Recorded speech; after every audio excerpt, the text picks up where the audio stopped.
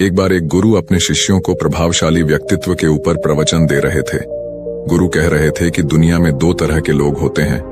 पहले वह जो कहीं जाते हैं और कहते हैं देखो मैं आ गया, और दूसरे वह जो जब कहीं जाते हैं तो लोग कहते हैं देखो वह आ गया। हम में से ज्यादातर लोग खुद को दूसरे प्रकार के लोगों के समूह में देखना चाहते हैं, लेकिन क्या कारण है कि ज्यादातर लोग जीवन भर अपनी पहचान नहीं बना पाते, अपनी बात नहीं रख पाते या जीवन भर किसी को प्रभावित नहीं कर पाते। जन समूह का एक बड़ा हिस्सा इसे अपनी बदकिस्मती समझकर स्वीकार कर लेता है और जीवन भर किसी और के दिखाए रास्तों पर चलता रहता है। तो दोस्तों, YouTube चैनल में आप सभी का दिल से स्वागत है। आपने अक्सर अपने आसपास ऐसे लोगों को देखा होगा जो आपसे अधिक बुद्धिमान होने के बावजूद अपनी जिंदगी में आम लोगों से काफी बेहतर करते हैं।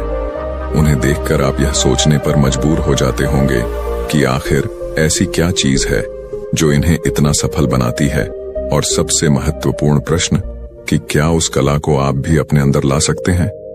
आपको बता दूं कि उन सफल लोगों के पास लोगों के दिलों को जीतने की कला है।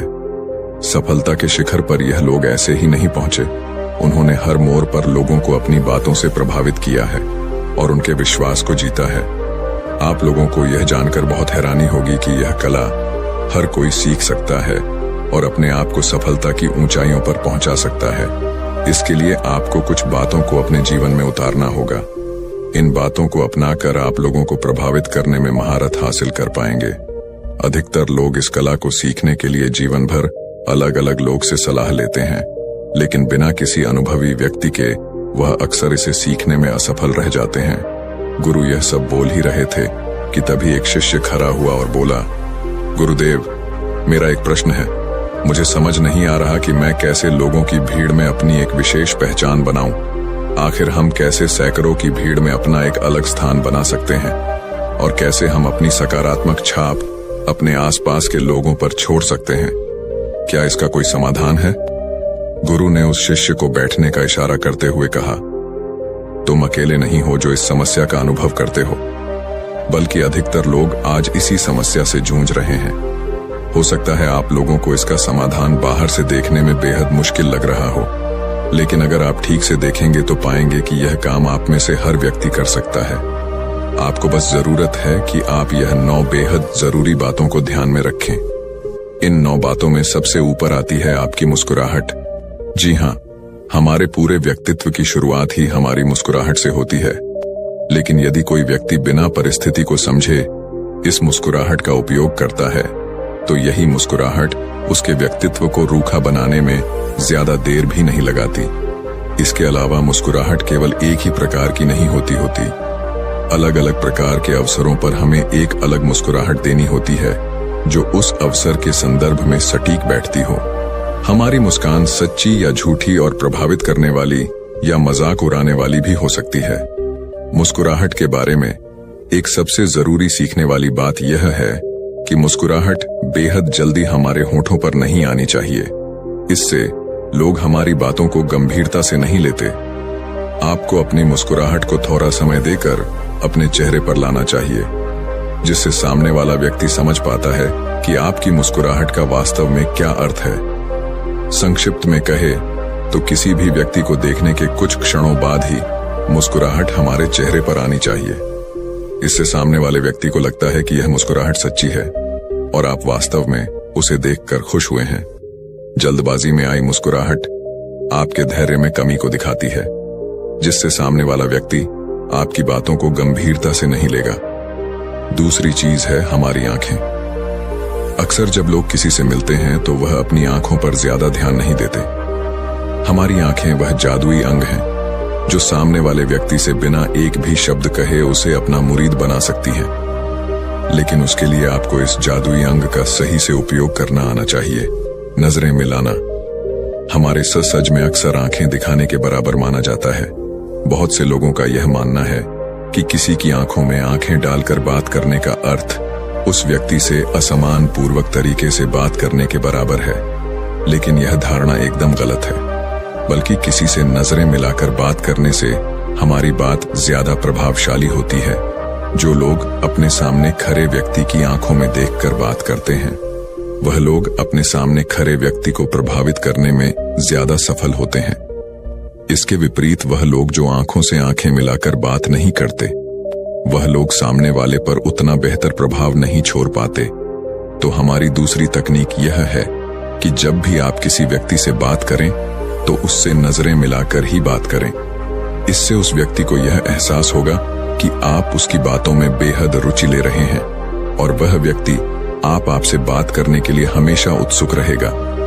नजरों से जुड़ी एक और खास बात है जिसका अक्सर कई लोग इस्तेमाल करते हैं, और वह यह है कि हम कई बार समूह में खड़े उस व्यक्ति पर ध्यान नहीं देते जो बोल रहा है, बल्कि हम उस व्यक्ति पर ध्यान देते हैं जिस पर हमें दिलचस्पी होती है। इस कारण वह व्यक्ति यह सोचने पर मजबूर हो जाता है कि आखिर यह व्यक्ति बोलने वाले व्यक्ति को छोड़कर मेरी ओर क्यों देख रहा है। इसी से उसको यह अंदाजा भी हो जाता है कि इस व्यक्ति को शायद मुझ में दिलचस्पी है। तो इस तकनीक का उपयोग करने का सबसे आसान तरीका यह है कि आप जिस भी व्यक्ति में विशेष रुचि रखते हैं उसे अपने नजरों के द्वारा विशेष आकर्षण का केंद्र बनाएं। इससे उस व्यक्ति को यह एहसास होता है कि वह आपके लिए कितना खास है। तीसरी चीज है बैठने, चलने और खड़े होने का तरीका। अपने जीवन के उस क्षण के बारे में याद कीजिए जब आप अपने मित्रों के साथ एक कमरे में बैठे थे, और यदि उस क्षण किसी ऐसे व्यक्ति ने कमरे में प्रवेश किया हो जिसके उस कमरे में आते ही आप सब लोग उसकी ओर ध्यान देने पर मजबूर हो गए। आखिर उस व्यक्ति में आपने ऐसा क्या देखा जो आप सब लोग उसकी ओर ध्यान देने पर मजबूर हो गए? अब एक ऐसे व्यक्ति के बारे में सोचिए जिसके आने या जाने पर शायद ही उस कमरे में बैठे किसी व्यक्ति पर फर्क पड़ता। अब बताइए, उस व्यक्ति के अंदर आपने ऐसा क्या देखा जिससे उसके आने या जाने से आपको कोई भी फर्क नहीं पड़ा? यह बात बहुत सोचने लायक है कि कुछ लोग बहुत ही जल्द दूसरे लोगों को प्रभावित कर देते हैं। इस दुनिया के सबसे सफल और प्रभावशाली लोगों को यदि हम ध्यान से देखें तो पाएंगे कि वह सब एक विशेष तरह का गुण अपने अंदर रखते हैं, और वह गुण है उनके बैठने, चलने और खड़े होने का तरीका। उनके खड़े होने में आपको आत्मविश्वास की एक बड़ी सुनामी सी आती हुई नजर आएगी। इसी आत्मविश्वास की सुनामी में वह बाकी लोगों को अपने साथ बहा कर ले जाते हैं। जिन लोगों से हमारी पहले कभी बात तक नहीं हुई, उनके चलने और खड़े होने का तरीका हमें उनके बारे में बहुत कुछ बता देता है। अब प्रश्न उठता है कि जब बचपन से हमें यह सिखाया गया है कि सीधे खड़े रहना चाहिए, हमेशा सिर को सीधा और ऊंचा रखना चाहिए, पैरों को कंधों की चौड़ाई जितना बोलक रखना चाहिए, हाथों को बांधकर नहीं रखना चाहिए, इसके बावजूद भी अधिकतर लोग इसे अपने जीवन में लागू नहीं कर पाते। तो अब ऐसा क्या किया जाए जिससे हम इस बात को अपने दैनिक जीवन में लागू कर पाएं? इसके लिए आपको यह समझना बेहद जरूरी है कि सीधा खड़ा रहना और अपने सर को आत्मविश्वास से सीधा रखना एक आदत है, न कि हर समय ध्यान में रखकर किया जाने वाला एक काम। तो कुछ दिनों के लगातार अभ्यास के बाद आप इसे अपनी आदत का हिस्सा बना सकते हैं। चौथा नियम, आपके अंदर के बच्चे को पहचानें। क्या आपने कभी किसी ऐसे बच्चे को देखा है जो अपने माता पिता के पास दौड़ कर जाता है और उनके गले लग जाता है? मान लो एक छोटा बच्चा है जिसने अपनी मां को बहुत समय बाद देखा है, तो आपको क्या लगता है उसकी पहली प्रतिक्रिया क्या होगी? वह जरूर अपनी मां को देखते ही उसे लगने की कोशिश करेगा। ठीक ऐसे ही हम सबके अंदर भी एक ऐसा ही बच्चा है जो उन लोगों को नजदीक लाने की कोशिश करता है जो हमें सुरक्षित और खुश महसूस कराते हैं। अगर आप वास्तव में किसी व्यक्ति को प्रभावित करना चाहते हैं तो इसके लिए सबसे अच्छा तरीका यह होगा कि आप उनके अंदर के बच्चे को पहचानें और उसे खुश करें। अगर उनके अंदर का बालक मन आपसे प्रसन्न होता है तो वह व्यक्ति आप निश्चित रूप से स्वीकार करेगा, और ऐसा करने के लिए आप सबसे पहले यह पता करें कि वह कौन सी चीजें हैं जो उनके बचपन में उन्हें खुश किया करती थी या जो उनके अंदर के बच्चे को पसंद आएगी। पांचवा नियम, उन्हें एक पुराने दोस्त की तरह महसूस करवाएं। एक बड़ी प्रसिद्ध कहावत है कि लोगों को तब तक इस बात से फर्क नहीं पड़ता कि आप उनके बारे में कितना जानते हैं, जब तक कि आप उन्हें यह महसूस ना करवाते रहे कि आपको उनकी कितनी फिक्र है। यह बात तब एकदम सटीक बैठती है जब हम किसी नए व्यक्ति से मिलते हैं। हमारे शरीर के हाव भाव और बातों से लोग यह जानने का प्रयास करते हैं कि हम उनके बारे में क्या सोचते हैं, तो अपने व्यक्तित्व को और प्रभावशाली बनाने के लिए आपको एक आदत अपने अंदर विकसित करनी है, और वह यह है कि आपके शरीर की हर हलचल और हाव भाव से ऐसा लगे जैसे कि आपको सामने वाले व्यक्ति की परवाह हो।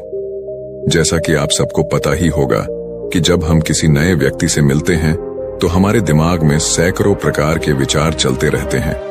इस कारण हम ठीक तरह से यह सोच नहीं पाते कि हमारा कौन सा व्यवहार सामने वाले व्यक्ति को अच्छा लगेगा और कौन सा खराब। इसी कारण जब हम किसी नए व्यक्ति से मिलते हैं तो सबसे पहले हमें हड़बड़ाहट से बिल्कुल बचना चाहिए, जिससे हम कोई भी ऐसी हरकत करने से बच सकें जो सामने वाले व्यक्ति को हमारे बारे में कुछ गलत राय बनाने के लिए प्रोत्साहित करें।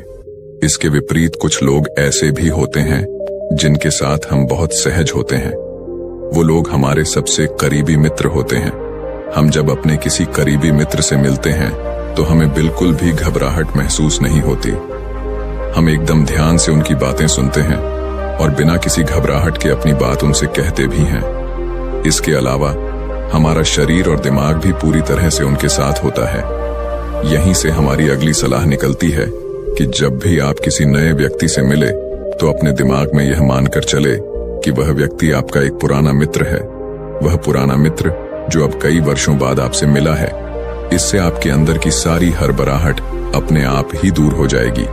इसके साथ ही आपका उस व्यक्ति के प्रति व्यवहार भी पूरी तरह से बदल जाएगा, जो उस व्यक्ति को अवश्य ही बहुत पसंद आएगा, क्योंकि वह व्यक्ति भी आपसे पहली बार मिल रहा है। इसी कारण उसके दिमाग में भी यह ख्याल आया होगा कि उसे कितना और क्या बोलना चाहिए। अगर आप सामने वाले व्यक्ति को यह एहसास करा देते हैं कि आप उनके एक करीबी मित्र की तरह हैं, तो वह बहुत जल्द आपके नजदीक आ जाएंगे। स्वाभाविक है कि आप उस व्यक्ति को ऐसा नहीं बोल सकते कि वह आपका पुराना मित्र है, क्योंकि यह सच नहीं है। यह बात तो केवल आपको अपने दिमाग को बतानी है, जिसे मानने के बाद आपका दिमाग अपने आप ऐसा बर्ताव करने लगेगा जैसे वह व्यक्ति आपका कोई पुराना मित्र है। इसी के साथ आपके शरीर के हाव भाव भी बदलने लगेंगे और आप उस व्यक्ति के साथ और सहज महसूस करने लगेंगे। पुराने मित्र होने की सलाह के बाद कुछ ऐसी चीजें हैं जो आपको ध्यान में रखनी है। अगर आप किसी व्यक्ति के मन को जीत लेते हैं तो उसके बाद भी आप खुद को एक विश्वास पात्र, बुद्धिमान और खुद पर भरोसा रखने वाले व्यक्ति की तरह आभास कराना होता है। छठा नियम, एक विश्वसनीय व्यक्ति की तरह नजर आए। अक्सर जब हम किसी व्यक्ति से झूठ बोलते हैं तो उन्हें हमारे झूठ का आभास हो जाता है। हमारे हाव भाव अचानक बदलने लगते हैं, जिससे सामने वाले व्यक्ति को ऐसा आभास होने लगता है कि शायद यह व्यक्ति मुझसे झूठ बोल रहा है। वहीं कई बार ऐसा भी होता है कि आप सच बोल रहे होते हैं, लेकिन आपके हाव भाव ऐसे होते हैं कि सामने वाले व्यक्ति को वह बात भी झूठी लगती है। तो इसी से निकलती है हमारी छठी सलाह, जो यह सिखाती है कि जब भी आप किसी व्यक्ति से बात करें तो अनावश्यक रूप से अपने चेहरे या शरीर के किसी भी अंग को बार बार न छू, अपनी पलकें बार बार न झपकाए और अपने पैरों को भी बार बार एक दूसरे पर न चढ़ाएं। सातवां नियम, सामने वाले के हाव भाव और विचारों को पढ़े। बातचीत के दौरान आपको सामने वाले के हाव भाव और प्रतिक्रिया पर भी ध्यान देना है। आपको देखना है कि क्या लोग आपकी बात सुनकर मुस्कुरा रहे हैं, क्या वह हाँ में सिर हिला रहे हैं, क्या वह एकदम सहज हैं, या फिर वह आपकी ओर ना देखकर दूसरी ओर देख रहे हैं। यहीं से निकलती है हमारी अगली सलाह, जो सिखाती है कि जब भी आप किसी व्यक्ति से बात कर रहे हो तो हमेशा उस व्यक्ति पर भी एक नजर डालें। जो बात आप उससे कह रहे हैं, क्या वह उसे प्रभावित कर रही है या नहीं। यदि आप ध्यान से देखेंगे तो आप यह बड़ी आसानी से जान पाएंगे कि आपकी बातें उन्हें पसंद आ रही हैं या नहीं। यदि आपको महसूस होता है कि आपकी बातें शायद उन्हें पसंद नहीं आ रही हैं, तो उसी समय कुछ और बातें करने की सोचें। इस तरह से आप खुद को ऐसी बात करने से बचा सकते हैं जो सामने वाले व्यक्ति को आपसे दूरी बनाने के लिए मजबूर कर सकती थी। आठवां नियम, खुद को मानसिक रूप से तैयार करो। कोई भी बड़ा कार्य करने से पहले उसके बारे में ठीक से सोचें और हर दिन उसे अपने दिमाग में पूरा होता हुआ महसूस करें। इसी बात से आती है हमारी आठवीं सलाह, और वह यह है कि किसी भी काम को करने से पहले आप उसे अपने दिमाग में अच्छे से सोच कर रख लें। आप उस कार्य को किस तरह से करने वाले हैं, उस प्रक्रिया को आप बार बार अपने दिमाग में दोहराएं। उसकी प्रक्रिया को बार बार दिमाग में दोहराने से आप मानसिक रूप से उस कार्य को करने के आदी हो जाएंगे। आप हमेशा यह सोचें कि आप लोगों से बात करने में बेहद सहज हैं। आप हमेशा आत्मविश्वास के साथ चलते हैं। आप लोगों को बहुत अच्छे से समझते हैं और आप जो भी काम शुरू करते हैं उसे पूरा करके ही छोड़ते हैं। जब आप लगातार यह चीजें अपने दिमाग में सोचेंगे तो आपका दिमाग थोड़े ही समय में इस चीज को अपना लेगा और फिर आपका शरीर भी इसके अनुसार ही कार्य करने लगेगा। 9वां नियम, बातचीत करने के तरीके को प्रभावी बनाएं। इस बात से ज्यादा फर्क नहीं पड़ता कि आप क्या कहते हैं, बल्कि फर्क इस बात से पड़ता है कि आप उस बात को कैसे कहते हैं। इसीलिए हम जब भी किसी व्यक्ति से बात करें तो हमें पूरे उल्लास के साथ बात करनी चाहिए। इस बात के लिए भी ज्यादा परेशान नहीं होना चाहिए कि हम क्या बात करने वाले हैं, क्योंकि 80% से भी अधिक बार फर्क सिर्फ इस बात से पड़ता है कि हम बात कैसे करते हैं। इतना कहने के बाद गुरु ने अपना प्रवचन समाप्त किया। उस शिष्य को अपने प्रश्न का उत्तर मिल चुका था। सभी शिष्यों ने गुरु का धन्यवाद किया और आश्रम के अपने अपने कामों में व्यस्त हो गए। तो दोस्तों, उम्मीद है इस वीडियो से आपको काफी कुछ सीखने को मिला होगा, और अगर कुछ सीखने को मिला हो तो हमारे इस वीडियो को लाइक, शेयर और चैनल को सब्सक्राइब जरूर कर लीजिएगा और साथ ही कमेंट में नमो बुद्धाय जरूर लिखिएगा। धन्यवाद।